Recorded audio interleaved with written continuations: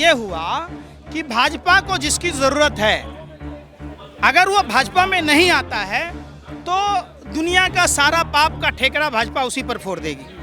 तो राजनाथ सिंह जी ने पंकज सिंह को पैदा किया या अनाथ आश्रम से उठा के ले आया? अमित शाह का सगा बेटा है, पैदा किया या अनाथ आश्रम से उठा के ले आया? ये ऐसा कमजोर प्रधानमंत्री है जिससे न सरहद संभल रहा, न इससे घर संभला, न इससे लुआई संभली, न इससे गुजरात संभला, न इससे देश संभला, न देश की अर्थव्यवस्था संभली। अगर आप जाति से ऊपर उठकर अगर देश को नहीं बचा पाते तो निश्चित तौर पर भगवान भरोसे देश। सवाल ये है कि लगातार इंडिया पर सवाल खड़े किए जा रहे हैं, ये कहा जा रहा है कि भ्रष्टाचारियों का सम्मेलन इंडिया है, ऐसे कैसे, इसको आप कैसे देखते हैं सर? आप भ्रष्टाचारी किसको कहते हैं? अजीत पवार क्या है? राजा हरिश्चंद्र? शुभेंदु अधिकारी? आप भाजपा में आ गया। भ्रष्टाचार मतलब ये हुआ कि भाजपा को जिसकी ज़रूरत है, अगर वो भाजपा में नहीं आता है तो दुनिया का सारा पाप का ठेकरा भाजपा उसी पर फोड़ देगी। नहीं समझे? अब वही शुभेंदु अधिकारी को देश ने देखा है स्टिंग ऑपरेशन। अब वही शुभेंदु अधिकारी बीजेपी में आ जाता है तो राजा हरिश्चंद्र नेता प्रतिपक्ष। वही हेमंत बिश्व शर्मा भ्रष्टाचारी, जब भाजपा में आ जाता है तो राजा हरिश्चंद्र मुख्यमंत्री बनो। अजीत पवार भ्रष्टाचारी है, जब भाजपा में आ जाता है तो राजा हरिश्चंद्र उप मुख्यमंत्री बन जाओ, वित्त मंत्री बन जाओ। हसन मुशर्रफ 40,000 किसानों से 10-10 रुपया ठगने का आरोप था। छगन भुजबल महाराष्ट्र घोटाले में आरोप था। नारायण राणे जब आ जाओ खत्म। आज दूसरा बात, भाजपा जो कहती है परिवारवाद, मोदी जी भाजपा नेताओं को गालियां दे रहे हैं। पता नहीं भाजपा के नेता इतने कमज़ोर बुजदिल कैसे हैं कि नरेंद्र मोदी का विरोध नहीं करते। राजनाथ सिंह जी उसी मंत्रिमंडल में मंत्री हैं, कहता हमारे यहाँ परिवारवाद नहीं है। अरे भैया, तो राजनाथ सिंह जी ने पंकज सिंह को पैदा किया या अनाथ आश्रम से उठा के ले आया? आप बताओ अब हमको। अनुराग ठाकुर के पिताजी धूमल जी हरियाणा वहाँ हिमाचल के मुख्यमंत्री थे, उनका भाई बीसीसीआई में ट्रेजरर है, खुद मंत्री हैं। तो धूमल जी ने पैदा किया या अनाथ आश्रम से उठा के ले आए? समझिए, ऐसा भाषा हम इसलिए बोल रहे हैं कि देश को दिग्भ्रमित किया जा रहा है। ये हमारे लायक भाषा नहीं है स्टैंडर्ड।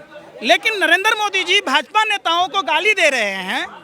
अमित शाह का सगा बेटा है, पैदा किया या अनाथ आश्रम से उठा के ले आया? तो मोदी जी ये सोच ले, कैलाश विजयवर्गीय का पैदा किया हुआ बेटा है आकाश विजयवर्गीय कि किसी अनाथ आश्रम से सड़क पर से उठा के ले आया? तो जिस परिवारवाद को कहते हैं, विजय गोयल, देवेंद्र फडणवीस, पता नहीं 200 ऐसे नेता हैं। बिल्कुल सर, सवाल ये है, मणिपुर को लेकर लगातार वो वीडियो देखा, निर्वस्त्र कर दिया गया, लेकिन आप सभी लोग सवाल उठा रहे हैं, लेकिन इसके बाद भी चुप्पी जो है सदी हुई है, इसको आप कैसे देखते हैं सर? देखिए, दो चीज़ें आपने देखी होगी। भाजपा विधायक ने साफ साफ कहा कि मणिपुर की हिंसा सरकार प्रायोजित है। नंबर 1 पहला एविडेंस। दूसरा एविडेंस, रामदास अठावले जो केंद्रीय मंत्री हैं, म्यांमार से हथियार आ रहे हैं। आप कहते हैं 56 इंची के प्रधानमंत्री हैं, देश मजबूत हाथों में है, और हम कहते हैं कि ऐसा कमजोर प्रधानमंत्री है जिससे न सरहद संभल रहा, न इससे घर संभला, न इससे लुआई संभली, न इससे गुजरात संभला, न इससे देश संभला, न देश की अर्थव्यवस्था संभली, न देश की सरहद संभल रही। ऐसा निकम्मा है।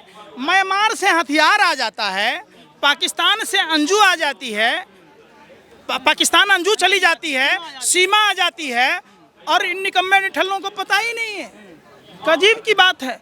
और पीठ थपथपा रहे हैं, दरोगा पीट रहा है थाने में, छात्र पुलिसों को कुत्ते की तरह दौड़ा के मार रहा है।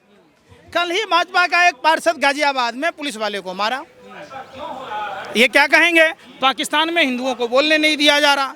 अरे भैया, देश की राजधानी है दिल्ली, जंतर मंतर पर तमाम आते हैं, यहाँ हिंदुओं को बोलने नहीं दिया जा रहा, परमिशन लेके आओ। अरे भैया, तीसरे नंबर पर ला देंगे तीसरे टर्म में।